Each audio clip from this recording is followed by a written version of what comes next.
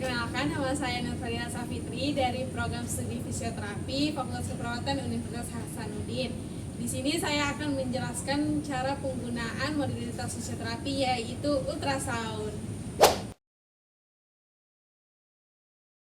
Sebelum saya menunjukkan bagaimana metode ultrasound, di sini saya menjelaskan dulu apa sih itu ultrasound. Nah, ultrasound merupakan suatu teknik atau suatu metode pengobatan fisioterapi yang menggunakan gelombang suara yang berfrekuensi tinggi, yaitu lebih dari 20 Hz untuk merangsang jaringan tubuh. Nah, gelombang suara ini dapat menembus kulit dan jaringan untuk menghasilkan efek terapeutik seperti peningkatan sirkulasi darah, pengurangan rasa sakit, stimulasi penyembuhan jaringan, dan pengurangan peradangan. Nah, terapi ini umumnya digunakan untuk mengatasi kondisi seperti muskuloskeletal, nyeri otot, cedera jaringan lunak, atau peradangan pada sendi. Nah, adapun jenis gelombang pada ultrasound terapi itu ada yang pertama itu continuous ultrasound, yang dimana continuous ini merupakan gelombang suara dipancarkan secara terus-menerus tanpa jeda. Jenis ini biasanya digunakan untuk kondisi yang memerlukan pemanasan jaringan dalam seperti pengurangan nyeri atau peradangan kronis. Nah, jenis gelombang kedua itu ada intermittent ultrasound, yang dimana intermittent ini merupakan jenis gelombang atau arus yang dimana dia tidak terus-menerus, dia itu seperti terputus-putus. Atau seperti dia menggunakan mode pulsa, artinya gelombang suara yang dipancarkan dalam interval tertentu, bukan terus-menerus. Jenis ini lebih sering digunakan untuk mengurangi peradangan akut atau stimulasi penyembuhan jaringan tanpa menyebabkan pemanasan yang berlebihan. Nah, ada lagi prinsip dasar ultrasound, yang dimana kan tadi sudah saya di awal tadi sudah saya bilang bahwa ultrasound ini memiliki suara frekuensi yang tinggi, itu yang dimana di atas 20 Hz. Nah, itu untuk memberikan efek terapeutik pada jaringan tubuh. Prinsip dasar terapi ini melibatkan dua efek utama, yaitu ada efek pemanasan atau bisa disebut juga efek termal, yang dimana gelombang suara itu menghasilkan panas yang meningkatkan sirkulasi darah, mengurangi spasme otot juga, dan mempercepat penyembuhan jaringan. Nah, efek yang kedua itu ada efek non pemanasan atau bisa disebut juga efek non termal. Nah, efek non termal ini merupakan gelombang suara yang menciptakan cavitation atau gelembung gas kecil dan mikromases yang merangsang proses penyembuhan dan meningkatkan elastisitas pada jaringan. Nah, di ultrasound ini ada juga indikasinya, yang dimana indikasinya itu yang pertama itu ada pemendekan otot atau terjadinya spasme otot. Terus ada pemendekan jaringan lunak lain seperti kapsul sendi, ligamen, dan tendon yang menyebabkan terbatasan gerak sendi atau RM dan nyeri juga. Nah, yang ada juga peradangan sendi dan jaringan lunak sekitar sendi. Ada juga nyeri sendi dan jaringan lunak sekitar sendi. Dan ada juga luka yang sulit sembuh dan trauma pada sendi dan jaringan lunak sekitar sendi. Ada juga entrapment syndrome, yaitu terjepitnya saraf tepi oleh jaringan lunak pada sendi-sendi tertentu. Nah, ada lagi prinsip dasar ultrasound, yang dimana kan tadi sudah saya di awal tadi sudah saya bilang bahwa ultrasound ini memiliki suara frekuensi yang tinggi, itu yang dimana di atas 20 Hz. Nah, itu untuk memberikan efek terapeutik pada jaringan tubuh. Prinsip dasar terapi ini melibatkan dua efek utama, yaitu ada efek pemanasan atau bisa disebut juga efek termal, yang dimana gelombang suara itu menghasilkan panas yang meningkatkan sirkulasi darah, mengurangi spasme otot juga, dan mempercepat penyembuhan jaringan. Nah, efek yang kedua itu ada efek non pemanasan atau bisa disebut juga efek non termal. Nah, efek non termal ini merupakan gelombang suara yang menciptakan cavitation atau gelembung gas kecil dan mikromases yang merangsang proses penyembuhan dan meningkatkan elastisitas pada jaringan. Nah, di ultrasound ini ada juga indikasinya yang dimana indikasinya itu yang pertama itu ada pembendekan otot atau terjadinya spasme otot. Terus ada pembendekan jaringan, lunak lain seperti kapsul sendi, ligamen, dan tendon yang menyebabkan terbatasan gerak sendi atau RM dan nyeri juga. Nah, yang ada juga peradangan sendi dan jaringan lunak sekitar sendi. Ada juga nyeri sendi dan jaringan lunak sekitar sendi. Dan ada juga luka yang sulit sembuh dan trauma pada sendi dan jaringan lunak sekitar sendi. Ada juga entrapment syndrome, yaitu terjepitnya saraf tepi oleh jaringan lunak pada sendi-sendi tertentu. Itu seperti misalnya ada carpal tunnel syndrome, ada stimulus, dan ada juga stimulasi pertumbuhan tulang pada patah tulang. Nah, ada pun indikasi dan otomatis juga ada kontraindikasi ultrasound yang dimana yang pertama itu ada tumor atau kanker, kehamilan, menggunakan alat pacu jantung, menggunakan komponen plastik atau joint damage pada daerah sendi sebagai prostesis pada operasi penggantian sendi. Nah, ada juga gangguan pendarahan terutama pada tromboflebitis. Terus ada kontraindikasinya lagi, ada terapi ultrasound tidak boleh diberikan pada daerah mata dan organ reproduktif, dan juga ada pada penderita pasca operasi saraf tulang belakang atau HNP dengan metode laminektomi di atas level 2. Pada keadaan ini terapi ultrasound tidak diberikan dekat atau pada area laminektomi karena saraf tulang belakang pada daerah ini lebih besar terbuka.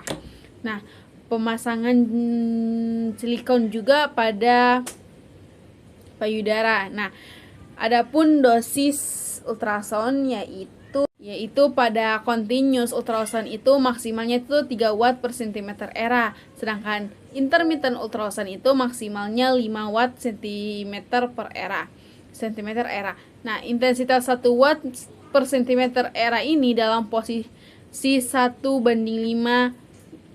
Intermittent ultrasound itu adalah sama dengan 0,2 watt per cm pada continuous. Nah, jika era transducer 5 cm dosis pada ultrasound itu, di mana continuous itu maksimalnya 5 kali 3 watt per cm sama dengan 15 watt per cm.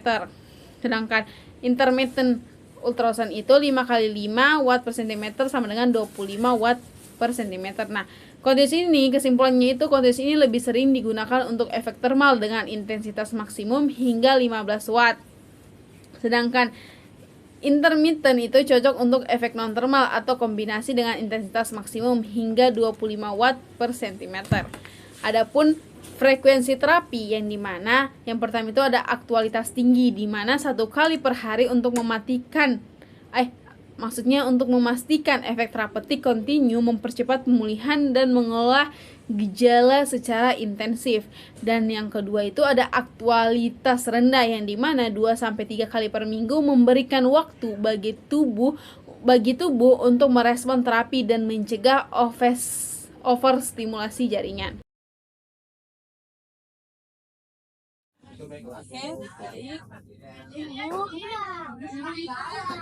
saya akan memberikan ultrasound ini akan menemukan menggunakan bahasa diri dan tidak menggunakan. Jadi itu pertama bahwa jaringannya setelah itu nanti disambungkan ke ini.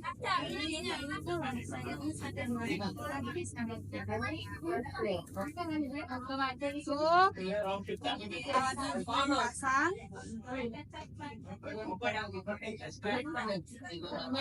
dipasangkan ke kiri.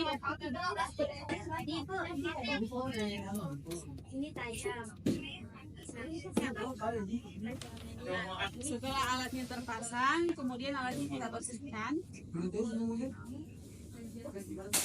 Terus alatnya kita nyalakan.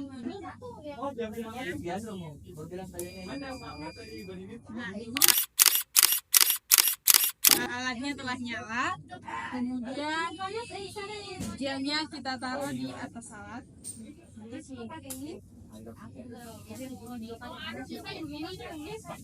Setelah itu kita cek alatnya apakah berfungsi dengan baik ataupun tidak. Kita atur dulu intensitasnya seperti terus kita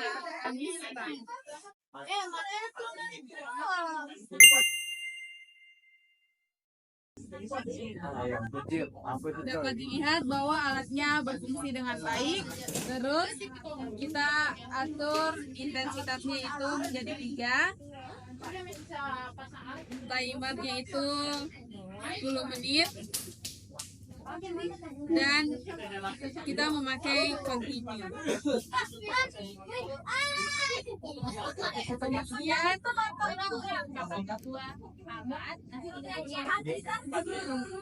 Kemudian kita siapkan pakaian. Yang pertama, area yang ingin diobati dipersiapkan, kemudian dibersihkan.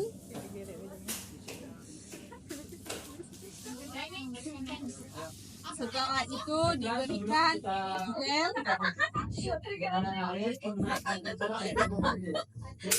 terus kita ratakan.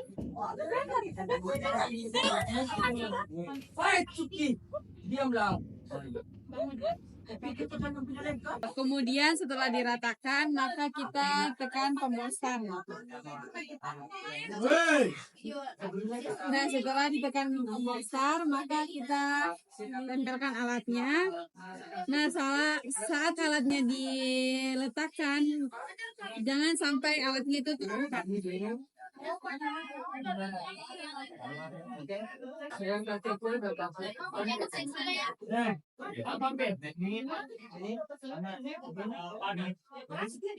Kita B, Ibu, apakah ada rasakan sesuatu? Oh, tidak. Maka ketika tidak merasakan sesuatu, kita naikkan intensitasnya.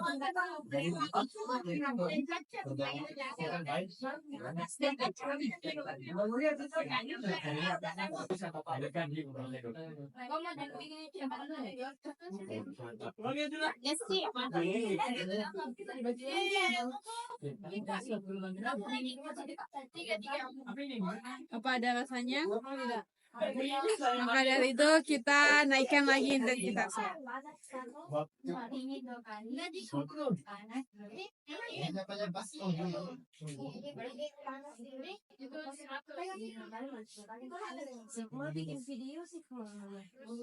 Jadi apa ada rasanya? Ada. Oke. Kita tunggu sampai 10 menit. Oke.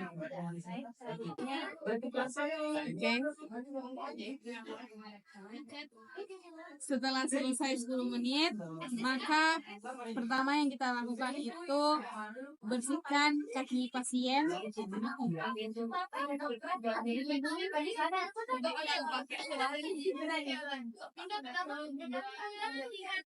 Terima kasih, Bu. Kemudian kedua, kita bersihkan alatnya.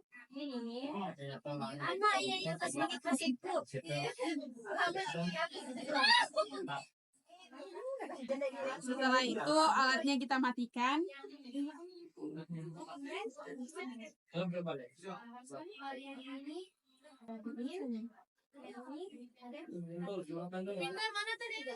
Kemudian kita cabut alatnya.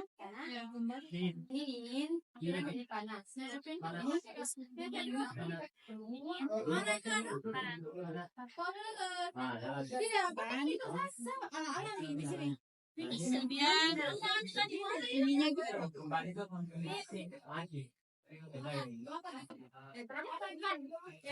baik, itu cara penggunaan ultrasound pada region.